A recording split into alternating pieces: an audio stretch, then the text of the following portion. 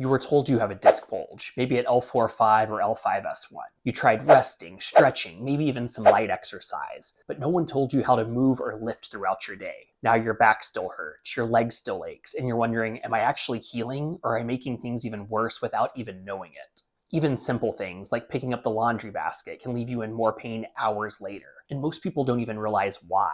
I've helped hundreds of patients recover from disc injuries without surgery, and one of the fastest ways to delay healing or re-injure the disc is lifting the wrong way. Here are a few warning signs that I often see. Sharp pain when standing up after lifting. Leg pain that flares up after lifting. Pain that shifts from your back to your buttocks or your leg. You have to push up on your thighs just to stand back up. If even two of these sound familiar, your lifting habits could be part of the problem, even if you think you're being careful. But here's the part no one tells you. Most people make the same mistakes, even when lifting something light. And bad lifting habits keep the disc irritated day after day. Hi, I'm Dr. Kevin Wafer, a chiropractor in Houston, Texas. I help people heal from disc bulges, sciatica, and chronic spinal pain without surgery or injections using chiropractic care and targeted movement strategies. In this video, I'll show you the most common lifting mistake that keeps disc bulge pain coming back, how to spot it, and what to do instead so you can protect your spine and finally start healing the right way.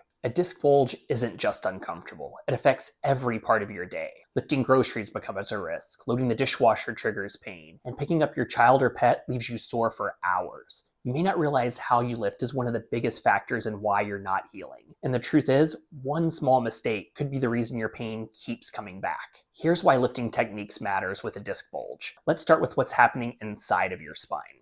Your disc sits between each vertebrae and acts as a shock absorber. But when a disc bulges, especially at L4-5 or L5-S1, it presses on the nearby nerve roots, and that's what triggers that intense pain down your buttocks or your leg. Now here's what most people miss. Improper lifting compresses the disc even more, forcing pressure outward and worsening the bulge. That's why learning to lift the right way isn't optional, it's essential for healing.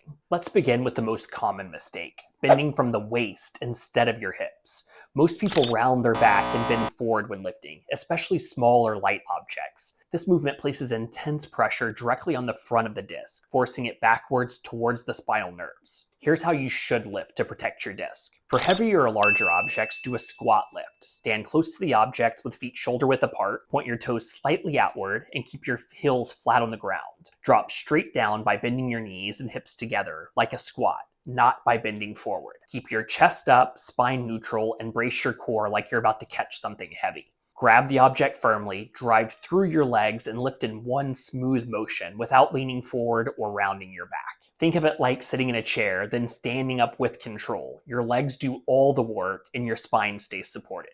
If you're picking up a lighter object or something small like a sock, a shoe, or a piece of paper, you don't need to do a full squat. That's where the golfer's lift comes in. Stand on one leg and let the other leg extend straight back behind you, like a counterbalance.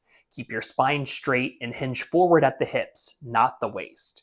Reach down with one hand to grab the object while holding on to a nearby surface or thigh for support, if needed. Keep your head, spine, and lifted leg in one long straight line as you come back up. Use the hand opposite of your stance leg to reach down. That cross-body pattern adds balance and control. The golfer's lift works great for small objects. It keeps your spine neutral, reduces disc pressure, and minimizes strain on the lower back. This is especially important if you're recovering from a lumbar disc bulge.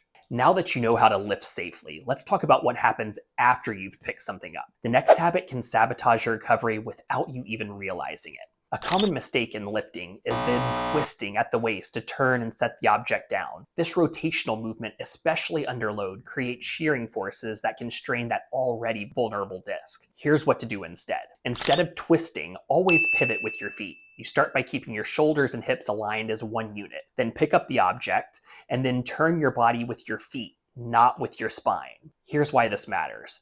Twisting under load creates a combination of shear force and compressive forces, and this combination is one of the top causes of disc re-injury. Pivoting protects your spine and reduces the torque on the disc. Let's cover one last thing that's easy to overlook: how you move and breathe during a lift. Here's a common mistake people make. They either lift too fast or hold their breath without realizing it. This will build up pressure inside the spine and take away that core support your body needs to protect the disc. Here's what to do instead. Move slowly and with control. Exhale as you lift and brace your core.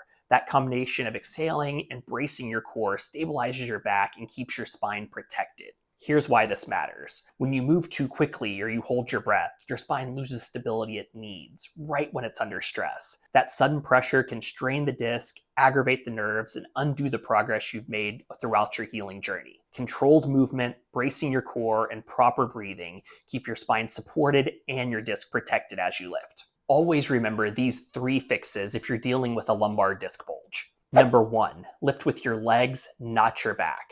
Use a proper squat technique to protect your spine. Number 2, avoid twisting when lifting. Pivot with your feet and keep your body moving as one unit. Number 3, move slowly, breathe out as you lift, and brace your core. It keeps your spine and your disc protected. These small changes lead to big relief when done consistently. Let me know in the comments which one of these helped you the most or which one you're going to try out tonight. If this video helped you, like it and share it so more people can find relief too. And subscribe now if you want more expert tips and practical strategies to relieve pain, restore mobility, and stay active without relying on medication or surgery. And the next video you should watch is this one. It walks you through the 5 most common sitting mistakes that make a lumbar disc bulge worse. Click it now and I'll see you there.